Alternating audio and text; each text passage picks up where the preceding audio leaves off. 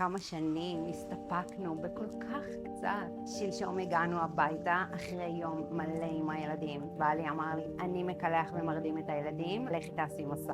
ואני מה זה התרגשתי, כל כך הייתי צריכה את הזמן הזה לעצמי. והוא קלט את זה, והוא הבין את זה, ופעל למען זה. עכשיו אני לא מספרת לכם את זה כדי להוציא לכם עיניים או להשוויץ. אני רק רוצה להראות לכם שזה אפשרי. אפשר למצוא בן זוג שמאפשר לך להיות בהרפיה ובעונג. האישה היא הכלי הרוחני של הבית. ואם אנחנו שמחות, אז כל הבית שמח. ואם לנו טוב, אז לכל הבית טוב. עכשיו, כדי שנוכל להיות בעונג והרפיה, אנחנו צריכות גברי שיוכל לאפשר לנו את זה. גברי חזק שמבין שלדאוג לאישה זו חוכמה עתיקה. וזה לטובתו ולטובת הבית. כמה שנים הסתפקנו בכל כך קצת.